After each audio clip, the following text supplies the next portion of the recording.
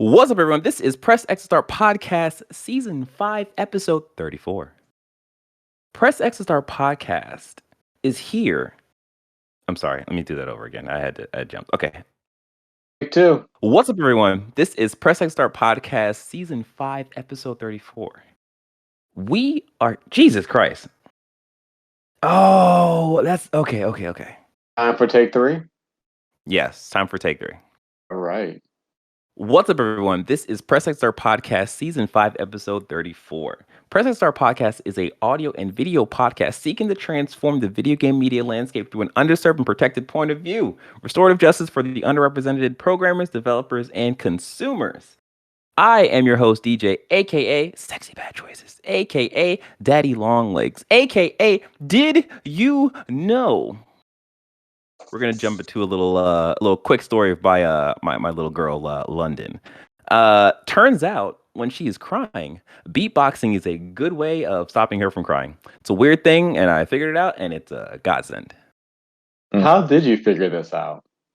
I have no idea. It was a thing where I was like just chilling, and I started beatboxing, and she kind of looked at me, and I was like, So confused. yeah. And then she was, I guess, And this first fascinated. confused look at her father. Not the last. Yeah, and it was a thing where just like when she's like fussy or just kind of crying, I just start beatboxing, and she's just like, and it works. I'll keep doing it until it stops working. That's me. Who else is here? I'm Sean MF Ross. What the MF stand for? Mop and Flow. Mob and Flow. Do you have a Doctor Strange cape on right now? Wingardium Leviosa. Nailed it. Who else is here? It's your boy Jordan, aka JXBot, aka the galaxy's best soloist. The galaxy's best soloist. Oh, snap. Do you play the recorder or what? Painfully? Yeah. Okay. I'm guessing we're going to get some explanation later on, right? Mm-hmm. And then last up, I am the mighty Esquire on the mighty and wild jungle that is Baltimore City District Court. Barrister, Baltimore. Douglas Nivens. I feel like we need like a round of applause or something after that. We already have the do that. here. I need like the Law and Order. All right. Oh yeah, that. With that being said, we got a little quick highlight. Just to let you know what we're gonna do. What we're gonna talk about today. First up, we're gonna be talking about the Epic and Apple decision. Then we'll be talking about the PlayStation Showcase as a recap. We'll be talking about the future of cross-generation PS5 upgrades, because there's been a big change there. And then we're going to be talking about the games we've been playing, including Psychonauts 2 and the Artful Escape. But before we jump into that, let's go into housekeeping. Housekeeping starts with this.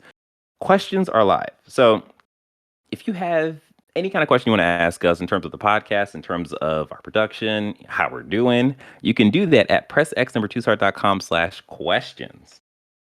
For instance, you can ask how many eyebrow hairs he has on the left. That's true. I will count them. I will count them on air too. I'll do it. Next podcast. Okay. Just ask the question. Oh Lord, please! I'm so scared. After you do that, you can check out our impressions on Shang-Chi, and it's available as a podcast and a video on our YouTube channel at pressx2start.com/YouTube, or go to youtube.com and search Press X to Start TV. Now, you know the one thing that. Okay. No, I'm about to say that the one thing that that was a lively conversation team. Me, Avery. Yeah, especially it's a good time. You guys will listen to it. Mm-hmm. Good facts. Oh, I had a burp there. Excuse me. With that being said, now let us jump into our heavy hitter number one. Come on, Jimmy. This Epic vs. Apple decision. Douglas, it is a great, Yeah. great thing that you are here because this is all You just got me. This was a good distraction for me because I have really. a really, really big case coming up in 2 days. And so this was a good break. Instead of me reading through some very old case law on tenant actions and contracts, now I get to look at rich people problems. Epic versus Apple. So the court said it was going to issue a decision in August, but it issued a 185-page order. So it took a little bit longer. So Wow. that's why on September 10th it came out. So first thing first, quick and dirty. Everybody wins and everybody loses. Hmm. So in terms of Epic, um, they were able to prove to the court that Apple has some anti-competitive behavior, and that's namely through what is called anti-steering provisions. So to say Okay. that through an order, the court said that they're prohibiting Apple from restraining developers who want to add in a link or a button or any other quote call to action that would direct consumers to other ways to purchase items for their apps. So Epic can on Fortnite can say, hey, click on this button and it'll take us to some other website where you can make your purchase for V-Bucks. As now would be allowed nationwide through all of Apple. And Epic was able to prove that, they violated at least a law. That's namely the California Unfair Competition law. Okay. What they didn't do, and what the court said they overreached, was that they weren't able to prove that Apple was a monopoly. So the court found that Yeah. while Apple does some shady things, and the court in particular really called out the 30% cut it does on all transactions. Like, this is an arbitrary number that y'all came up with about 10 years ago with no justification. And the court just Wow. didn't buy their argument that they need for investment. Like, no, like there's no basis. We don't know if the service you provide to developers and consumers are reflecting that 30%. It's just Right. a fee that you just extract out of folks. But Interesting. Apple, but they said, Apple has first. Let's say Apple isn't really a monopoly in the mobile gaming market because yes, Apple has a market share of 52-57%, which is a lot, but not enough to really say that's a monopoly. There are still some activities going around in mobile gaming, but they also says that like I said, the court just said that Apple has a right to protect its product. Security, privacy, those are valid concerns. Mr. Sweeney himself has an iPhone because he said that's more secure than an Android. And Mm, yeah, there as you call pro-competitive justifications for this walled garden. By being this walled garden, it makes Apple product distinctive from that of, say, Android and Google. So like that's a good thing, and Apple has a right to get paid for its work. right. But that 30%, we really don't like it. But said that Epic is you're the plaintiff. You're bringing this lawsuit. You're the one that has to prove to me that 30% was wrong. Instead, you didn't really argue against the 30% cut. The court feel that Mm, was wrong. You didn't make that argument. What right. you're arguing is that Epic argued that Apple couldn't impose that 30%, and the court didn't go that far. Okay. Okay. Okay. Now, one thing I thought was interesting in reading the order is that Epic agreed that it breaches agreement with Apple. He said, "Yeah, I did it. We did it intentionally." The court took note of that. It's like you admitted you breached your contract. You did a whole Mm, entire publicity. You even did this whole clandestine plan to like include your marketplace within it thing. And now you're going to have to pay. And so okay. Epic was like, look, these are as part of his argument that Apple's a monopoly and the whole 30% fee they couldn't impose. They said this is unconscionable, and the court's like, nah, because you do the same thing too. You too also have these strict contractual provisions for users to play your game. Right. Good for the goose, good for the gander. So that's Right. why they say that you're going to have to pay 30% the revenue from the revenue generated from the app, um, let me get the dates correctly. Yeah, 30% of $12.2 million in revenue. Jesus. The Jeez. Epic Direct payments on iOS between August and October 2020, plus 30% of revenue from November 2020 to the date of judgment. Now, I'm not sure if that's all Epic revenue, 30% cover all revenue. Could be. It could be interpreted quite broadly, and I couldn't find anything to narrow that down. But yeah, Epic got to pay Apple. And of course, nobody can sue for attorney costs. Nobody, everybody's responsible for court costs. But yeah, it's a everybody wins, everybody loses. Right. And of course, we'll find out in 30 days if there's going to be an appeal. I believe it's a 30-day general appeal period for these district court cases. Huh. So the question becomes, what does this mean going forward for the Apple Store, right? Like, well, I mean, I haven't seen. I mean, it just came out, so yeah. I mean, they're going to take if either party can file an appeal, and with the filing appeal, someone can also ask to stay this order so that we'll keep the status quo, or the parties could just agree to it. I mean, like I said, it would hurt Apple because now developers can tell their consumers, look, you can pay this price through the App Store to purchase this content, or you can go on this other website here, get a lot cheaper. That will affect the bottom line. Like Apple gets billions of dollars from its App Store. Right. So that's why that can happen. And again, these are moneyed interests. They could fight this all the way up to the Supreme Court. And I can see Supreme Court takes a case like this because it likes juicy cases. Yeah. Unless it's abortion, then it doesn't want to hear about it. Yeah, about to Right, say. exactly.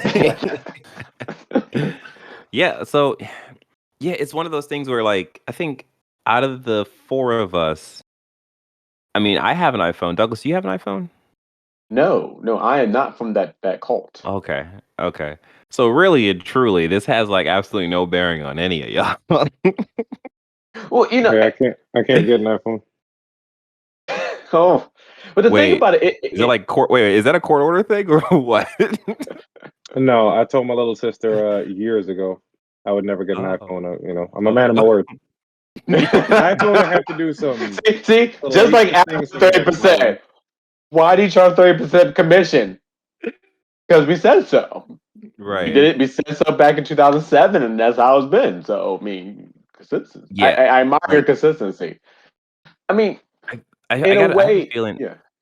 I have a feeling that line about the course steaming like 30% just came out of nowhere. I think that is going to that's going to perk up a lot of developers, because even when I like years back when I was trying to make an app and I saw them, I was like, yeah, 30%'s a lot.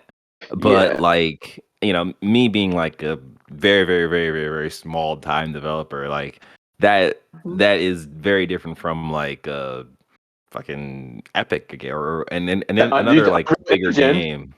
Yeah, you don't do a 30% cut for the Unreal Engine. No, I think that politics, they only start charging you if you make $1 million or the life of your product.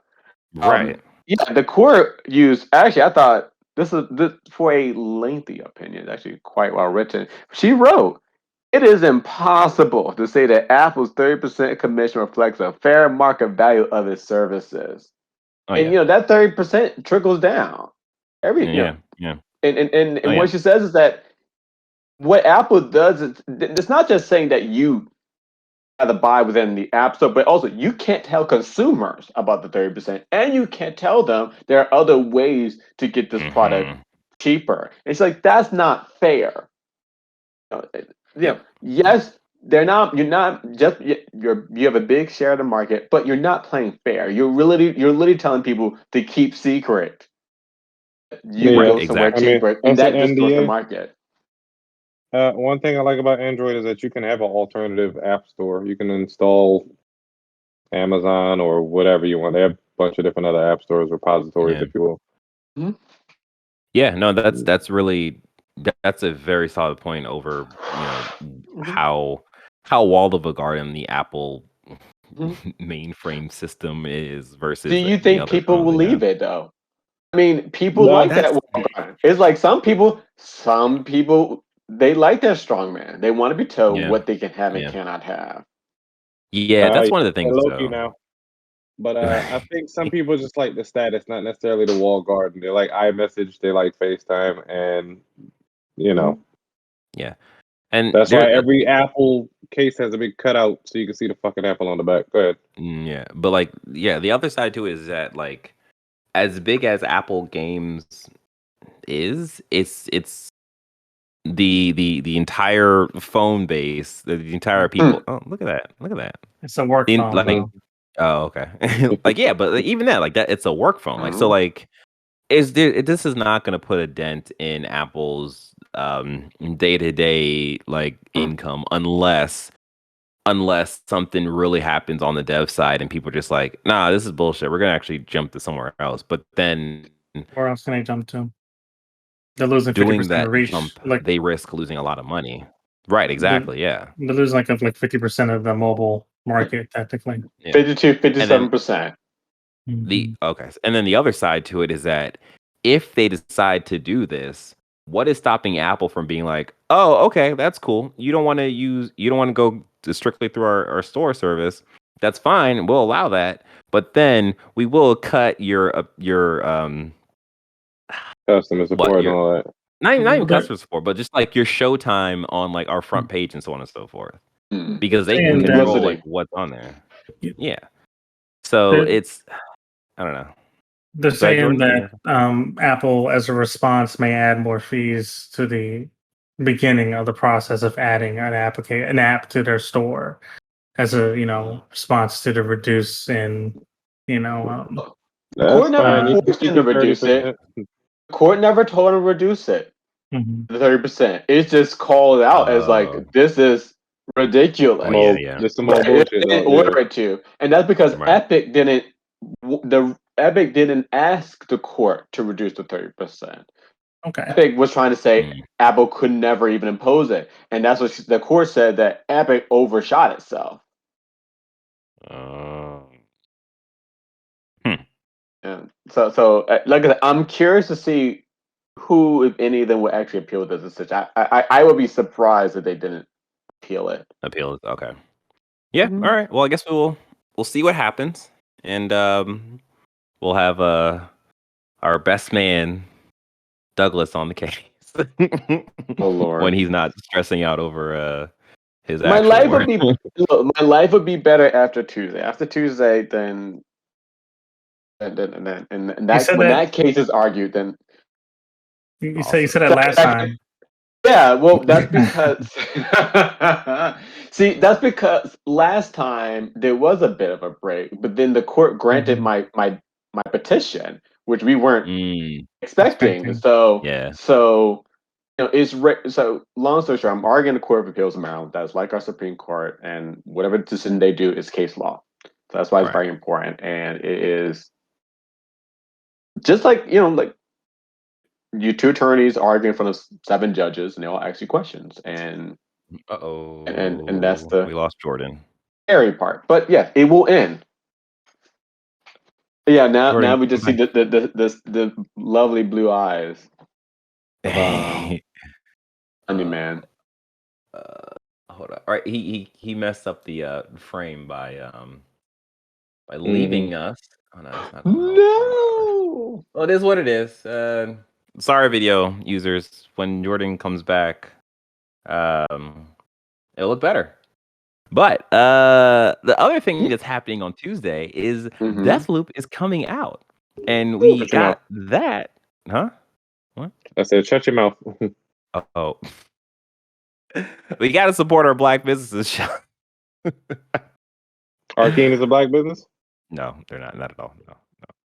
But we got that by watching the PlayStation Showcase, and here is your recap. So, this was actually a certified banger, as the kids say. Ooh, you're officially a dad. They don't even say that anymore. No, they don't say The that. hippity hop and the fork knife. Damn it. Internet got me again. But yeah, so if you haven't watched it, go check our live reactions where myself, Sean, and Avery sat and watched the entire showcase in its entirety, because I said entirety twice. And we gave our live reactions. It was a lot of fun. It was a lot of surprises, and it was a good time. So check that out. So now to get to this recap. Things that they show the Core Knights of the Old Republic remake. This is a Lucasfilms games thing, and Aspire is the developer. Aspire did the original KOTOR 1 and 2. No, they didn't. No, they didn't. They did? Bioware did. Aspire's on that list too of developer. They might have helped out then. No, like Bioware did KOTOR 1, Raven Software did KOTOR 2 with Obsidian. Yeah, like Aspire is the new developer, but no, like those, trust me, please. Yeah. Okay. No. Yeah. Okay, so I think because like I looked, because I was kind of confused about it, because that's what I originally heard, and I looked up Knights of the Old Republic on Google, and it, as a developer, it has Aspire on it, but I think that was added because of the remake. Right. But yeah, I'm trusting you on this one. You're fine. Don't steer me wrong, Jordan. I'm just saying, dude. I had a loud pop off when I saw this shit. I mean, during work hours. Don't tell no one. Right. Don't tell anybody. But goddamn, I'm just very excited people are able to play this game. It's one of the best Western RPGs made in gaming history, in my opinion. Okay. Yeah, because I've never played it. When it came out, I was just not into that at all. The next thing on this list is Spider-Man 2. Or we're calling it Spider-Man 2. We don't have an official title yet, but in that trailer, they showed Venom, which was very interesting, and the voice lines to possibly Kraven. A lot of people are speculating who it could be. Avery mentioned Kraven or some other person that I'm not familiar with. The Venom thing was really weird because I guess a lot of people forgot the ending to the first Spider-Man game. Yeah, because Venom is in that tank, and people are just like, "Oh my god, Venom! I would never thought of Venom." It's like Venom is. We knew that Venom was coming. Yeah, and it's all the way through.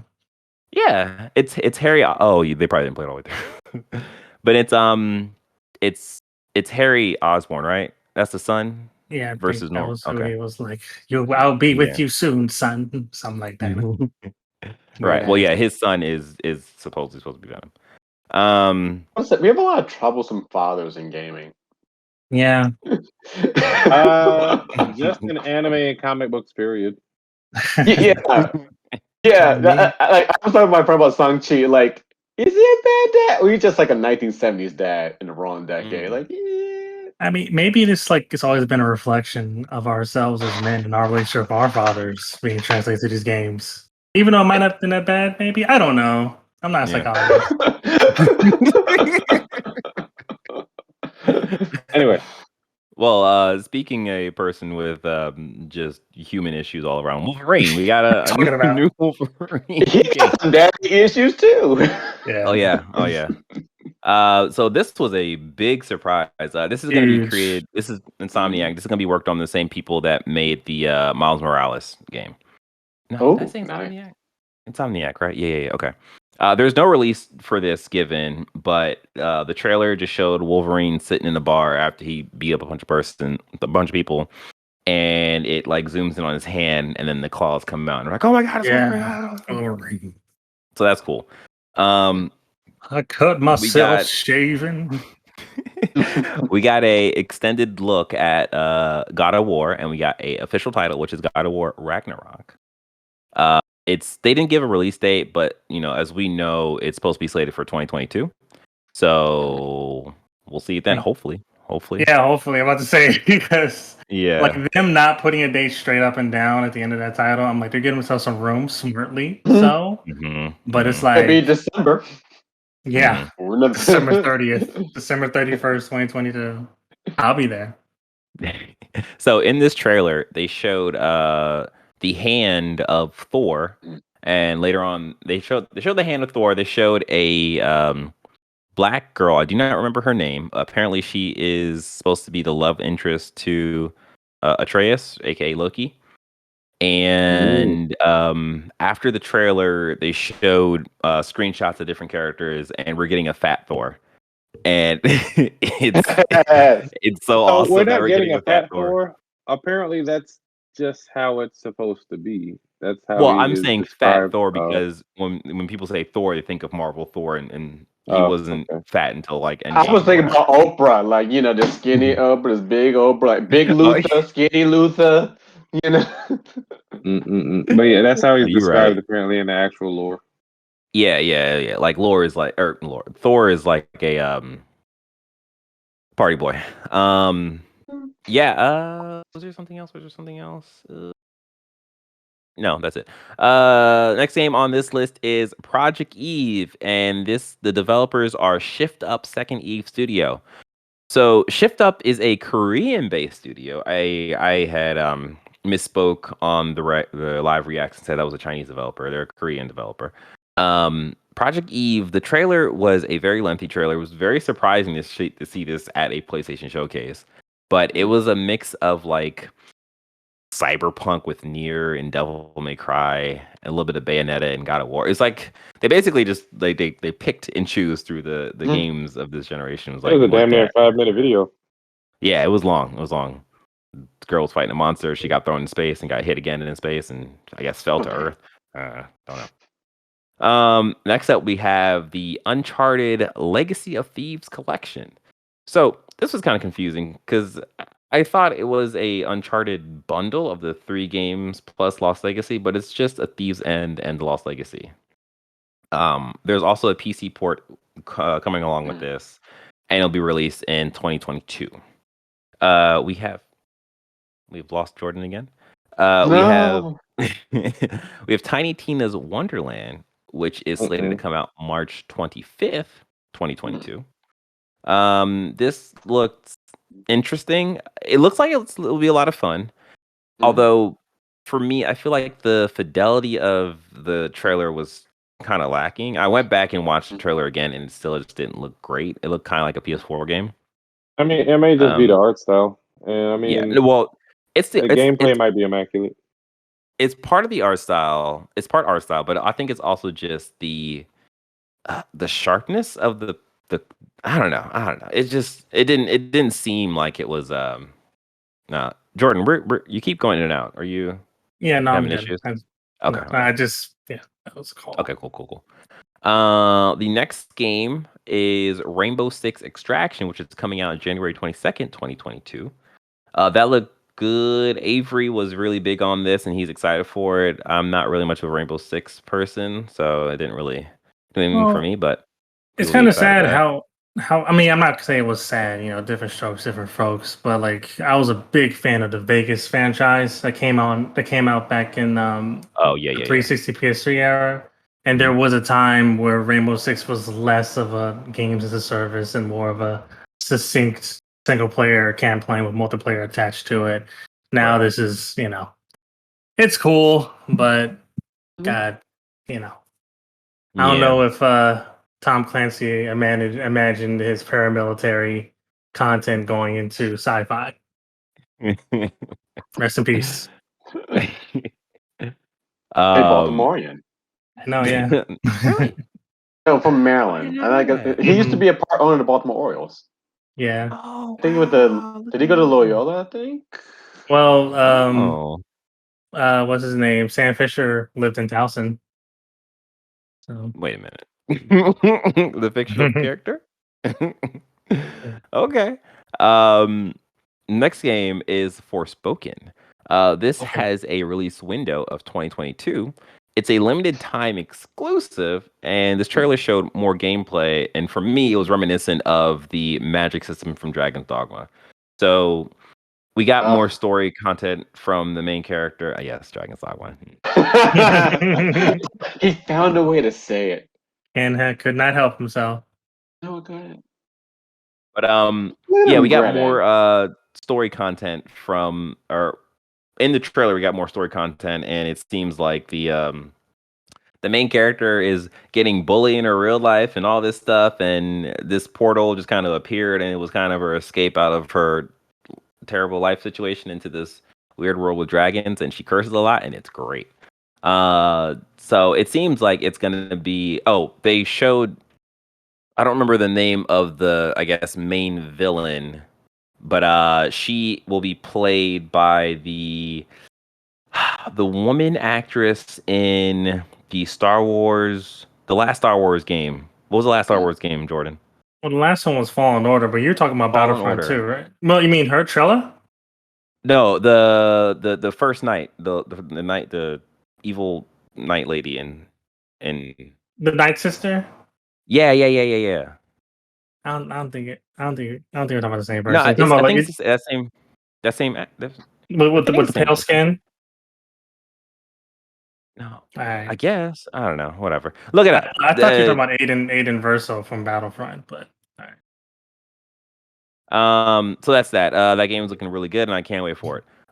Next up, we got a Alan Wake remaster, and it's actually coming to most consoles, so PS4, PS5, the Xbox Series, and PC.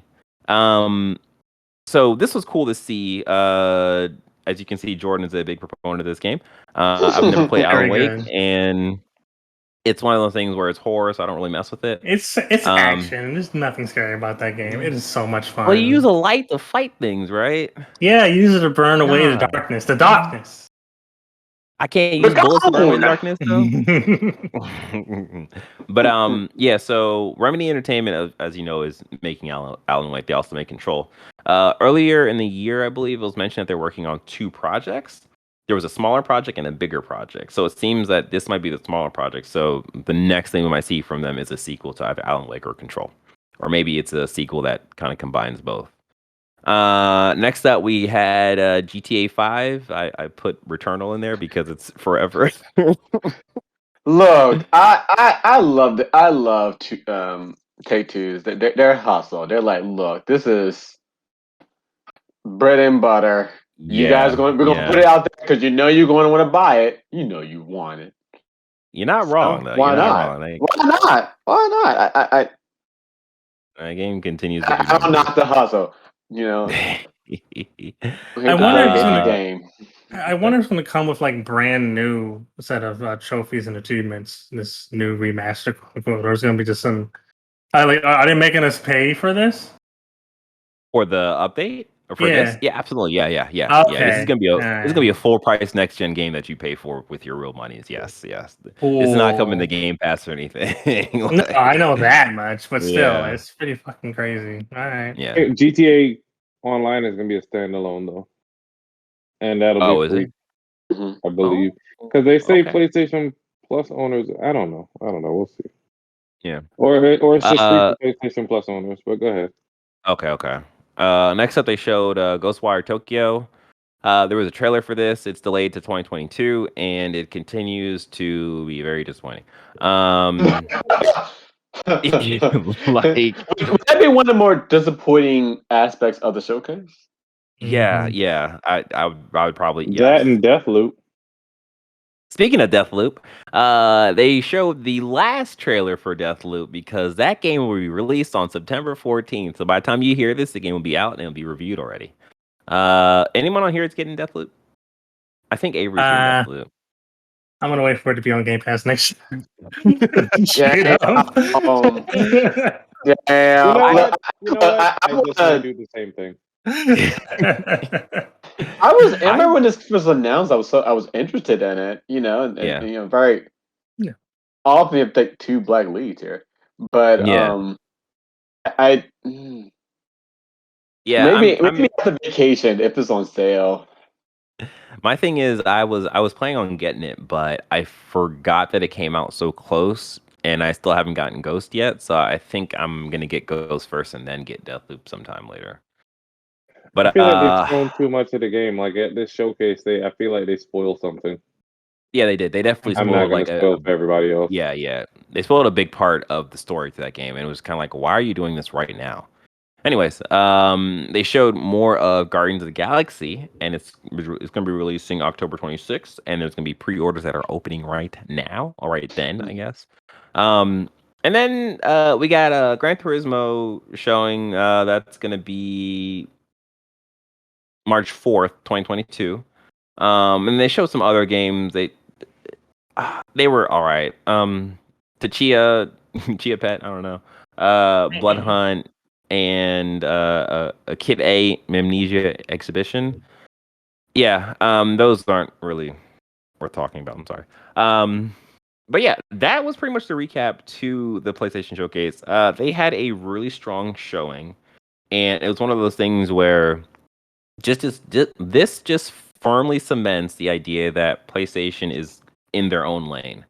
They have removed themselves from the general media machine, similar to like what Nintendo has done before, although it was different this year because Nintendo actually showed face for E3, whereas Sony was continuing like, no, we're not gonna do that.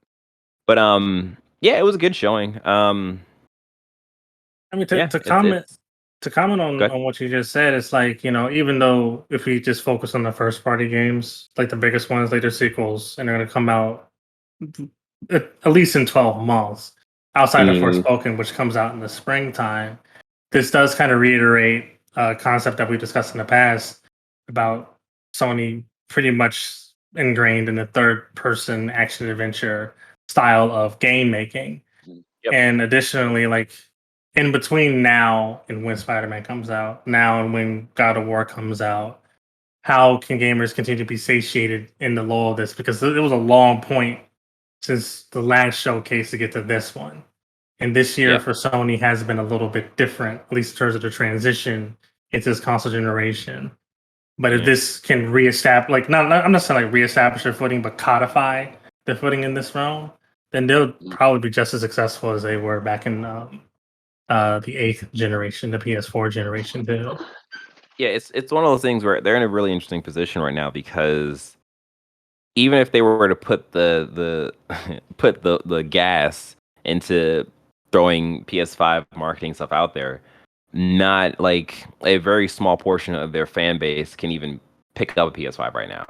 So it's kind of wasted money and wasted energy to do that, but they have to do that eventually because the people who have PS5 are just like, what's happening? Like, and part of me was surprised they didn't also use this as an opportunity to bolster up the PS Plus and PlayStation Now. I mean, like, well, clearly that may not be a goal as of now, but like going like seeing quote unquote something new related to those subscription systems that people are still buying into.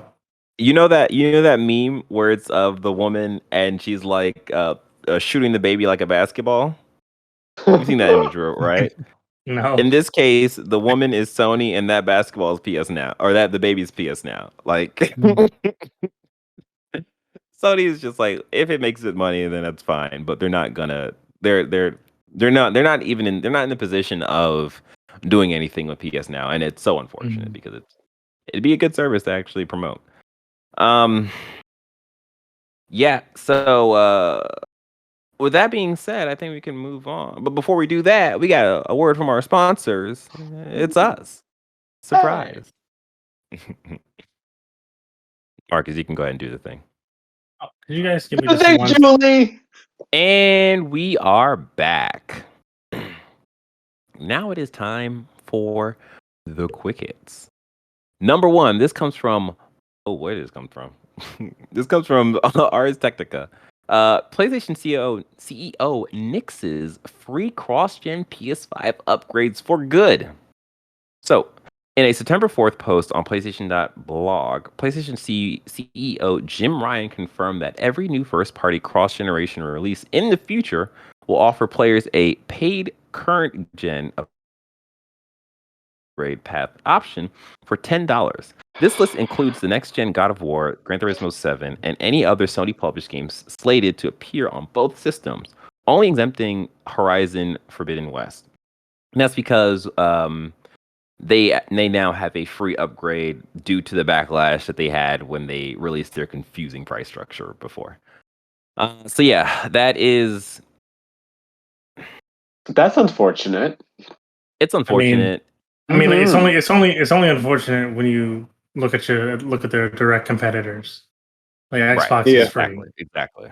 You know, I feel like Microsoft did that as well, just to have something to stand out. They need something to one up Sony, and they have enough money to subsidize that type of stuff. Yeah, it just seems like unnecessary. I mean, I remember the discussion like, are we gonna buy Ghost of Tsushima, for the PS5 and what have you? And I was open to paying more money PS5 version. I'm getting a new island, right? Quest. Yeah, it's actually a lot of content. Right. But dude, just like flat out $10 upgrade fee. I'm like, but I already paid like nearly $600 for this new console. Yeah, that's the other thing. Like if Sony's, I mean, that view just won't fly in the long term. It's like, well, you like no. I mean, I'm not talking about your view specifically, Doug. I'm just talking about this policy of $10. No. But that's the thing. I mean, harking back from the Epic versus Apple case, yes. When you're in a market with so few competitors, I mean, it's just Sony and Microsoft, and that's it. There's no third party. I think it's easy for them to be like $10. So too bad, so sad. That's the cost of doing business. And it's like, why are games $70 now too? Like that's. I mean, like I know this is what I've tried to gather my brain around in terms of why games are just so insulated related to its pricing structure compared to other types of commodities. Like cars, for instance. Usually cars are an engine, 4 wheels, and a cabin. But they all have a different variance in pricing. Video games, there's a diversity in development and the amount of money going into a Psychonauts versus a Ratchet and Clank versus the Tokyo Ghostwire or whatever. But they all have like this solid price that's been agreed upon by the industry. Because that's what the market will bear. The market's not a person. The market is a bunch of people sitting in a room talking about what we can get away with. Exactly. The market can fail. Market failures occur all the time, especially when you have the lack of information, lack of competition. And it does feel like a nickel and dime type policy right now. It's yes, but I think when it comes to the market and why games are $70, it's one of those things where we've talked about this, time and time again, where games should have been way more expensive than $60. It's just again. There's a counter argument. You would think over time with technology, the price of goods would actually go down. You would think. Think.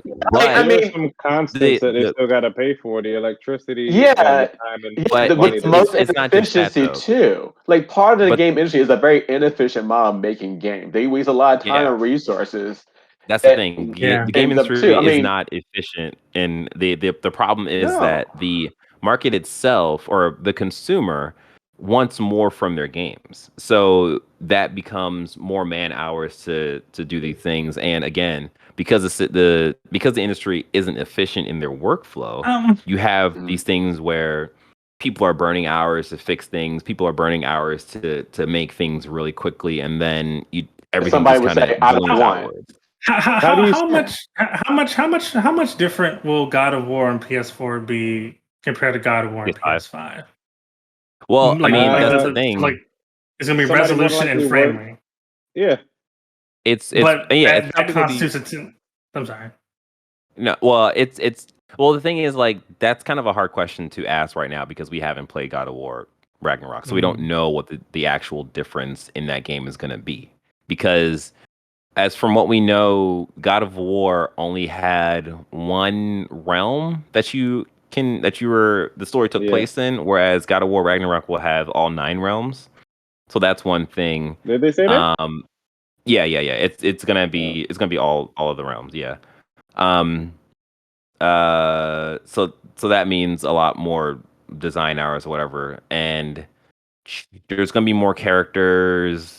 There are NPCs in the game, whereas no, he's saying what's the difference going to be between the PS4 and the PS5 version, to justify that cost. And yes, I would say it takes more time. I mean, look at Bloodborne, how the game was tied to its frame rate. It requires more programming. I'm guessing none of us are hard line coders to actually know the thing about it is that you also want consumers who've already play the game to PS4 and done with it, you want them to go back to your game.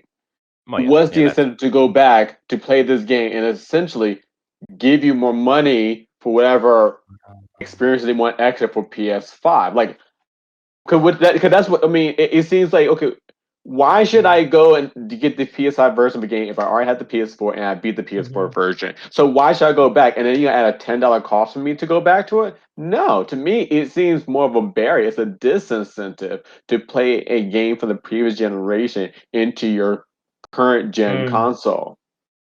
That's like Ghost. The only reason why I would do Ghost because give me a new island, and I can justify that. There's more content. But what you're saying, Douglas, is actually the case for a lot of people when it comes to Spider-Man Miles Morales. That released on PS4 and PS5, and a lot of people didn't play it on PS4 because they was like, I'd rather play it on the newer console. So that's when people. That's why like I think in March or April or something like that, like Spider-Man Miles Morales was like high up there on the charts because people were playing it because they actually got the console and they wanted to wait to play it. So like that is a thing that happens. But I mean, again, like the market is wide and there's a bunch of people and they play games for different reasons. And a lot of people also will play it on PS4. If they like the game, they'll play it again on PS5. Like for me, I played on PS4. It was a good game, but I didn't really deem it worthy. And I'm not worthy. I didn't deem it like, okay, I need to play this on PS5 because just like I'm good. Yeah, it just seems such a weird. I would say the market is not wide for consoles. This is why it's like I wish I had a third party console to challenge other than just Microsoft. That's it. It's like politics. You feel you have to choose one of two sides. Like the response was. The response was Microsoft. Wait. Sean's gonna say something. Sean's gonna say something. Just in comment to Doug and whoever else said that the market or the game industry is inefficient. How do you make art and creativity more efficient? Exactly. You can't. As a designer, you can make it more efficient than what you are now. Yes, you can. I think you can make it more efficient. Are you an artist, Douglas? Ask my clients. He doesn't have to but you don't have to be. You don't have to be like we're consumers. Number one, and we see where transition between the 8th and 9th generation goes, as in fees, and we see where it goes as in not having fees. There is no true comparative difference between God of War, Halo Infinite, Forza Horizon, and Gran Turismo 7. Those are all huge games, and one company is choosing to charge you over the $60 you've already paid to get you to pay $70 essentially, and another company is allowing you to just buy it at whatever price it was at, and it's going to migrate that content and format it to whichever console or whichever device you choose to play it on. I think they would charge $70 as well if they could. Yeah, that's but they're not though. Like you said if they could, but they are not. It is smart delivery. Smart delivery is very specific, as in you buy it once, you own all versions of it. Sony did something like that years ago called cross-buy. But they're not doing it now. I understand. I'm just saying Microsoft has the money to subsidize stuff like that now. And Sony doesn't. Sony is struggling. No, Sony doesn't. Compared to Microsoft.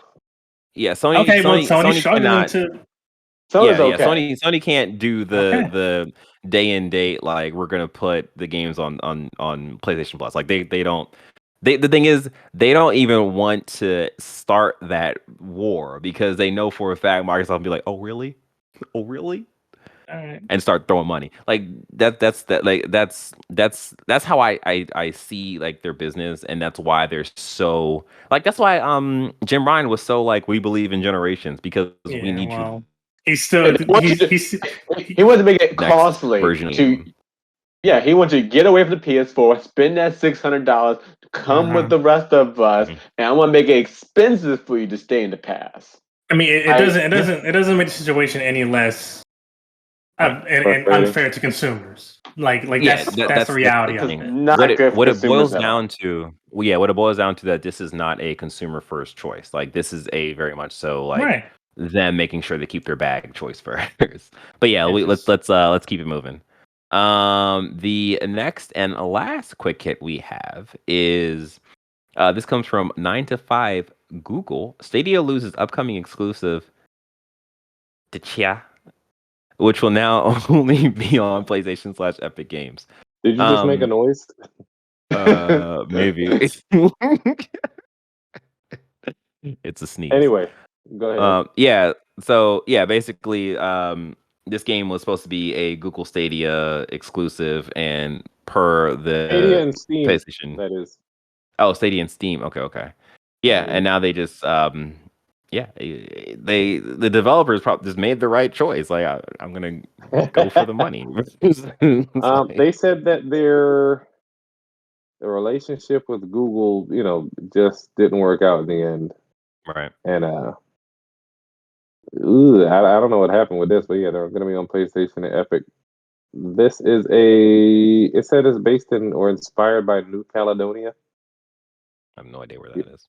Yeah. I mean, I went there once. No, I didn't. It's an open world adventure that lets players take control of animals and objects on an island that features a fully playable ukulele. Yeah. Mm. Cool. I wish that game the best. Yeah, I don't really got nothing else to say about that. So let's move on. Now let's talk about the game we have been playing. Jordan, what have you been playing? Well, I just finished up Psychonauts 2. Overall, I think this game's going to have a tremendous amount of staying power in terms of its narrative, especially the conclusion of it. A lot of people are considering it as their game of the year. Yeah, no, it's on my game of the year list. But I will say that the final boss section was, I mean, like the big reveal wasn't as grandiose as I thought it'd be. Compared to what was occurring in the second to the last act.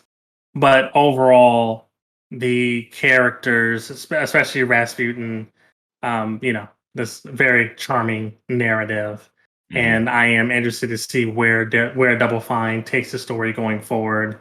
The platforming was, more engaging than the previous version of it. I didn't run into too many hiccups, but like it was a game that had a tremendous amount of care in its narrative and overall story design, and that's what I was truly there for.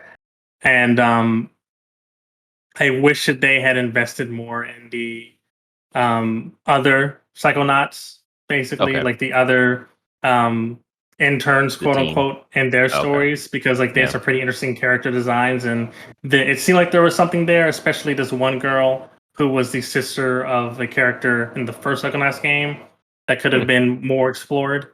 But maybe it was content that was reduced, or maybe they planned to explore these characters at a later date because they had a big part of the final battle, and I was like, oh well, good to see y'all again. Bye. But yeah, I truly enjoy Psychonauts. It was quite easy a 9 out of 10 for me. And I am also playing the Artful Escape. Are you liking that?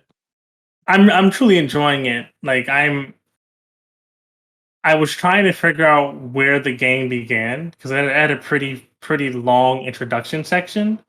As they tried to establish, the character motivation, and you're based like this folk artist, living in the shadow of a family member, but the game was becoming this allegory of their creative exploration and them trying to figure out who they are and their it essentially. And it's not hard. Like this is not a hard game. This game is more of an experience, kind of like the Jimi Hendrix experience, which is a great comparison to the style of this game's art and music. It's very much so like Woodstock, psychedelic, style featurette, and yeah, it's a beautiful game. I'm playing in surround sound and like it's a game that I am glad that I was able to run into because I was about to skip it. And also, Apollo's in it. Carl Weathers. He's a character in the game. So, it was a pretty good voice acting cast. Okay. But that's how I've been playing. Cool. All right. Next up, Douglas. How about you? What you been playing? Not Overwatch. I think Which is a that's surprise. worthy of an announcement. So, and you guys discuss about Imposters, the Among Us Oh, copy. yes. That actually what got me to play Fortnite was to play Imposter because I always want to play Among Us, but I didn't want to put it on my phone. And my friends, my PlayStation group, be in Overwatch. They were playing Imposter, so I was like, "Well, I want to join you guys." So Okay. I started that, and then I got into playing Team Rumble, and then it just sucked me in because then there was dances I could do like the Macarena. Before you know it, I won the Rick and Morty skin and a Superman skin and J Balvin skin and his dance, and then now I'm like, I get it now. Fortnite is like a drug, like Epic is a drug dealer, yo. Like Fortnite is a drug. It draws you in, and especially you have friends to play with you.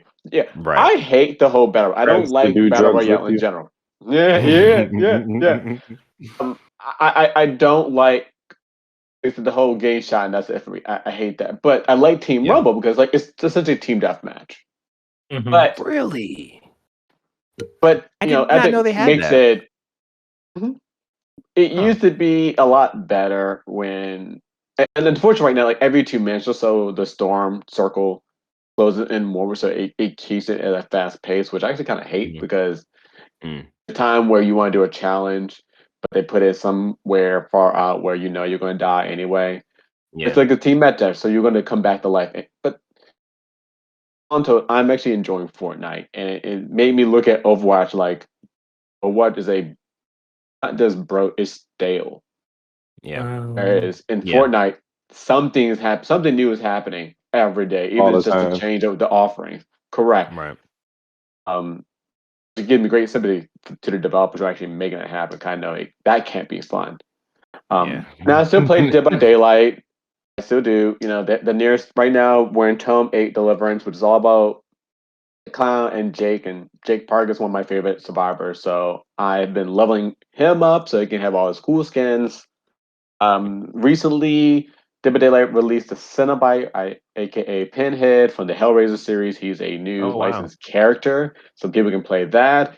I haven't played against him because he seems like pretty OP and just not fun to play against. He uses chains Wow. to slow people down to move, and if you pick up his box, he teleports to you and he says, "I came," and it's like, ew. Excuse me? Right. Consent. There's so many. Why is this here? Why are you sticking to me either way? Um, so that's why I had a little bit of break from Dead by Daylight. Okay. But yeah, Fortnite. I believe this. Wow. Okay. Okay. And then, Sean, how about you? What you been playing? So I finally got Hades for some reason, and I'm For enjoying some it. reason. Oh, Yeah, really? Good. I Good. don't Good. know. I was like, yeah, I'm gonna buy it. Um, I can see why this was on a lot of people's game of the years. If this is your Mm, first roguelike, Yeah. um, Yeah. the story kind of ties into The what a roguelike repetitiveness. could be. Yeah. Yeah. It just it's a fit. It fits compared to other games. It's hard to explain why you lose all your shit every time. Right. Um, I've got to like I think the third boss. I've maybe Okay. played it a few times. I've upgraded a few things, but it's a solid experience. Um, I just hate that Spelunky 2 got overshadowed by it, but it is what Mm, it is. yeah. The other game I'm playing, or I'm not playing this shit no more. I deleted it. Ghostrunner. Fuck Ghostrunner. Nobody buy this dumbass game. Oh shit. It's it's a first you will not person. press X on that. No, it's basically like a first person Mirror's Edge, but you're a ninja and you die in Isn't the one hit. controls like really weird? Oh, you die in one hit. You die in one Isn't the fucking hit. controls like really weird though? You hit R2 to slash, R1 to jump. Um, man, I died 47 times in the first level in 10 minutes. Oh, It's first person and which is fine. but then the enemies have like a lock on, or they shoot where you're gonna be, and it's not Oh. even that's an Oh. issue. It's when you're killing one enemy, there's one literally right behind him, and as you're killing the first, he's shooting you. You just People can't are saying move. people are saying get good. No, this It is doesn't feel good though. A game should be fun. Right. it's Right. not Yeah. like Demon Souls fun where you can see where you fucked up. It's Yeah. literally they have a time, which time matrix, dodge mechanic where you're gonna Okay. slow down time and shift, laterally away from the bullet. But then it's fucking trash. I mean, Terrible game. I've seen many speed runs on that game be done through PC. Like it's more of a PC centric style setup there. Are you I playing on understand. PlayStation? Yeah, I understand you can do it. Yeah, I'm playing on PlayStation, but It's just not fun for you. That's what it nah, seems like. and Yeah. I don't You, mind difficult games. yeah, Yeah. you like difficult games. You gotta Yeah. get challenged. But if it's not fun, it's not fun. The Yeah. You design have choices on 47 this times. I was like, what the Right. fuck? No, the design choices on this is just odd. Mm-mm, mm-mm. So is slashing the only attack you can do? Is there any like projectile stuff that the main character can do? Probably didn't get that far. Okay. I just beat the first level. I'm just like, I can, I can do Yeah. it. How Right. many But hours did it take you to do that? um, I probably played the game for like an hour, but the level took 10 minutes Okay. Okay. roughly. I think I'd have to go back and see, or at least that's how long it took me to beat that level. I'm sure. I think I saw somebody speed run the game in. I may be wrong. 20 minutes or something like that. Mm. Okay. No, it's not one hit. First, Yeah. like Yeah. Yeah. they It's the stuff that I saw on it when it first came out. I was like, oh, this looks cool. And then I saw the gameplay as first person. Like, this is not cool. at that point I felt like all those 8 out of 10, some of those reviews were paid. Mm-hmm. I mean, it's But also one of those things where I'm pretty sure people kind of play it in a bubble and they're like, oh, this is new to me. This is cool. And it's just like, all right, sure, I there's guess. better stuff out there worth your time. Yeah, I yeah. mean, yeah, sure, folks. If you like a challenge, you can check it out. But I mean, you'd be better off getting a Souls game, Bloodborne, something, Neo, Sekiro. So I don't know. This Mhm. is fast paced. I mean, I guess the enemies die in one hit as well, but they have wall running, grappling, sliding, what have you, the shift mechanic. So, how did you get this game? Was it PS Plus or Nah, you my buy you cousin play? bought it, and I Oh, was okay, just okay, like, okay. I'm gonna try it too. That Yeah. was a mistake. I really wish they had the Mm. Steam policy where if you played less than an hour, you could return that shit. I'd return it Oh for them. yeah. Yeah. I didn't even pay for this game, and I want my money back. Right. Oh man. And in That's terms of insane. the games that I've been playing, Yeah, it's what you been been playing? kind What's of keeping you busy? funny enough that you ask. I've actually sort of similar to you, Douglas, where I've actually kind of moved in terms of my time ratio from like Gundam to Genshin, and like Genshin Genshin, it's Impact? yeah, Genshin Impact, yeah, Oh God, yeah, that's a drug too. it is. Mm-hmm. It really like The just loot like how box you're talking about mechanic Fortnite, bruh. sucks you Like, in.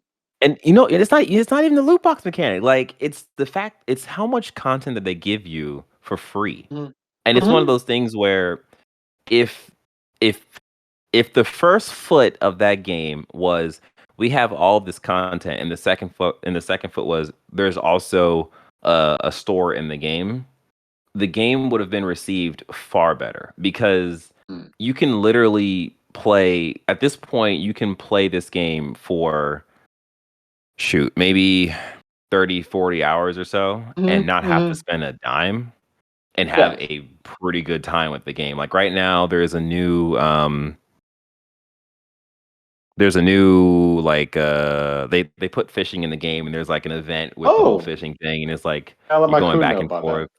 Yeah. Oh, you got people that play it? My place, Yeah. the ones who got me, because they were playing Genshin Impact a few months ago, and that's how I remember how Okay. like tomatoes are hard to find, and Yeah. but for some folks like Rava, she had like the most amazing luck with the loot boxes. She got like all these amazing, like very rare legendary 5-star characters come character. out for her. Yeah. But then Yeah. Honor, he's like, I have to spend money to get boxes. I get somebody playable. But they also folks also hit like a ceiling at a certain point. Yeah. Yeah. But that was a few months ago because Right. I think Right. this was a mobile game first before it Yeah. came into console. Yeah. So you could see how a mobile game this would last a lot longer versus in console, which you have much more time to dedicate. Right. But Exactly. I guess what's been keeping you engaged in it? So I would probably say just the new content. It's one of those things Mm. where I'm at the point where um I've done the starter quest stuff, and I have a good number of characters because I've been like playing and like the Miho, is it Mihoyo. They're Mhm. actually really good about just giving you currency whenever they've messed up on their side with something. Like there was an issue where the text of a skill for a new character read wrong, but the skill itself Mm. was fine, and there's nothing wrong other than the text there. And they're like, here, take 100 primo gems because we messed up on this. And primo gems is the currency you use to like Yeah. buy characters in game. Yeah. And it's just They've like had this customer service. Like, We kidnapped exactly, your yeah, baby, yeah. DJ. Here's some Prima Gems. Right, right. And it's just like, oh, this is cool. It's one of those things where it's just like they don't need to do that, but the fact that they do that is just like, oh, you guys actually care about your community. And then they have this whole app that is dedicated to the game where like people can submit stuff, and they have the last thing that they had going was like a bus competition where you can submit art, and they'll whoever wins get put on this bus and so on and so forth. And it's just like this is so much stuff. This is just so much stuff. Mhm. But yeah, in terms of what's keeping me there is I really love the gameplay style, the combat style. I love the challenge that slowly creeps up on you as you get stronger and stronger in the game. And it's just been the amount of content that's been keeping me there for right now. And it's so much so where like I literally just do my dailies in Gundam, and then I jump to Genshin. Uh, in terms of the newest thing I downloaded to my console was Hitman 2? Two? Yeah. Oh, I So thought three. Oh, it's two was on the PlayStation Plus, right? yeah, yeah, Yeah. Because yeah. Enrique just bought 3. Hitman 3. Okay, yeah. Hitman 3 does I give you a 1 and 2. Yeah. mm, So I haven't played it yet. I plan on playing it, and that'll be my first mm. Hitman game that I play. So Really? I Oh, hope you Wow. enjoy it. yeah, yeah. dang. I I played a wonder. demo to one of them. It was just like, this is okay. I just I think didn't. I played Hitman 2. 'Cause I think Hitman 2 had like one of my favorite missions was dealt with it was Oh, modeling that's a good one. in Mm, so which one, Mark? Not Mark. Which one, Jordan? No, I said that's a good mission. Like Hitman Yeah, 2 had many great gems. mm. I remember like at one point I had to walk on a runway. It's like Yeah. you gotta do Wait, it. that's They put your makeup wait, and that's everything. It's like yeah, Oh, that's okay. well that's Hitman 1. But I mean 2 does we have give you one. that does give you that level Yeah. though. That level was Okay, like okay. basically the debuted one, but yeah, you're in for a treat, DJ. Yeah, yeah. So I'll of course talk about it on this cast. Let's see if you kill someone with a Um. banana. You can do that. Oh, Yeah. well, that would be Real my first thing hard. that I do. All right. Well, that's pretty much been it for the cast. We hope you enjoyed this episode as much as we enjoy making it. Don't forget to rate reviews on your favorite podcasting apps. Don't forget to ask us questions on pressx2start.com/questions. Don't forget to watch our YouTube comment at pressx2start.com/YouTube or search YouTube at pressx to start TV. That was a lot. Mhm. Do all those things. Be a kind soul. Wash your hands. Wear a mask. Get vaccinated. Um, Get a good amount of Or not. sleep, or not. No, wait. Oh, no, get vaccinated. We're not here to force our beliefs on anyone. We're not here to, but I think the president has already made that decision. We are following the science at Press X to start. Yes, we are. Yes, we are. So I'm about to go on vacation. Just saying, just do your own research. I'm vaccinated, y'all. I'm fucking with y'all. I got my vaccination in February. Yeah. I got mine early. All of us. I think he was in the same line as like the 70-year-olds. You know, hey, Sean's gonna survive the revolution, y'all. Like, in his bunker, and if he lets you win, Sean's gonna survive, y'all. He probably got the anthrax vaccine somewhere stored away. We don't know. Just in case. Well, until the apocalypse happens, and you'll see what happens to our cast. We'll probably still be doing the thing, you know. You take care and you have fun. Peace. Delay.